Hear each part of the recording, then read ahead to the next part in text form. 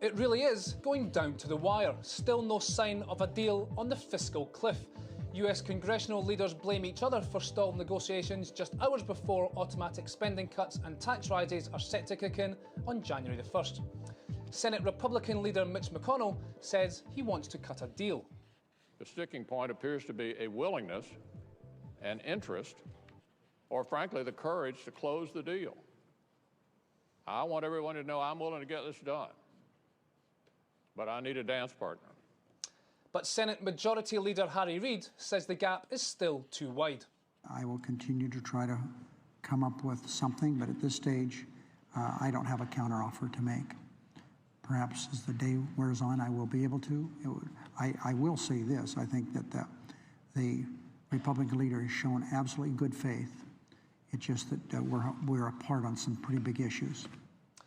Other headlines on Reuters. In Asia, surprisingly strong economic numbers from China. The final reading of December's manufacturing PMI up to 51.5, signalling the fastest pace of growth since May last year. For the details, let's get out to Reuters' Tara Joseph in Hong Kong. Tara, was this an all-round positive number, or are there any risks in the breakdown? Well, generally, Jamie, China bulls ending the year with a smile on their face. Overall, the number was very strong. There is a slight risk still in the export sector, actually. Once you get into that sub-index, you realize that weak demand from Europe is holding back the demand for manufactured goods from China. But the new orders component of this survey was very strong. So that's leading people into 2013 thinking that the manufacturing sector is going to strengthen.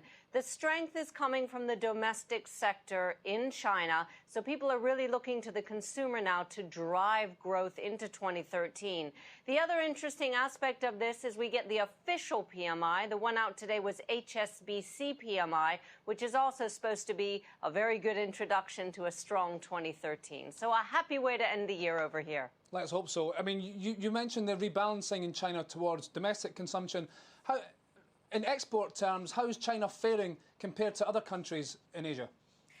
It's faring quite well. If you look at two other major exporting economies, South Korea and Japan, both have very weak PMIs at the moment, below the 50 level, which is the level of contraction.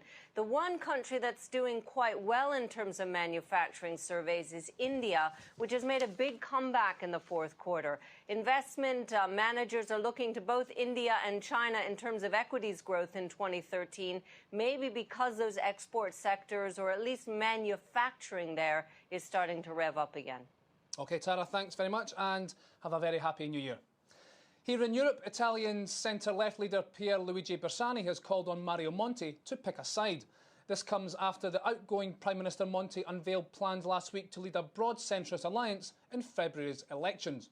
Bersani leads the latest polls, with Monti second and Silvio Berlusconi a close third. And German Chancellor Angela Merkel strikes a cautious note in her New Year address. Even though reforms are beginning to bear fruit, patience is of the essence. The crisis, she says, is far from over. Her Finance Minister Wolfgang Schäuble and French President François Hollande both said recently that the worst of the crisis is over. The top world news story on Reuters this morning. US Secretary of State Hillary Clinton has been admitted to a New York hospital with a blood clot. The clot was linked to a concussion she suffered after she fainted due to a stomach virus contracted on a recent trip to Europe. Clinton is often mentioned as a potential presidential candidate in 2016, so any medical concerns could throw a question mark over her future plans. Meanwhile, Venezuelan President Hugo Chavez has had more complications relating to a respiratory infection that he was diagnosed with after his fourth cancer operation in Cuba. The news was announced by his vice president on Sunday. Chavez has not been seen in public nor heard from in 3 weeks, prompting fears the condition of the 58-year-old socialist leader may be worsening. And in Syria, the international peace negotiator for the country has pleaded for outside help to push the warring parties to the negotiation table. Lakhdar Brahimi, who inherited the task of bringing an end to the war after predecessor Kofi Annan resigned in July, has launched an intensified diplomatic campaign to win backing for a peace plan. More than 45,000 people have already been killed in Syria's 21-month-old war, and there are concerns this death toll will keep on rising. That's it for now. I'll leave you with our pick of the day, Arise Sir Bradley. Among the highlights in the Queen's New Year's honours list, Olympic gold medalist and Tour de France champion Bradley Wiggins has been made a Knight of the Realm, capping a pretty good year for the 32-year-old. I'm Jamie McGeever.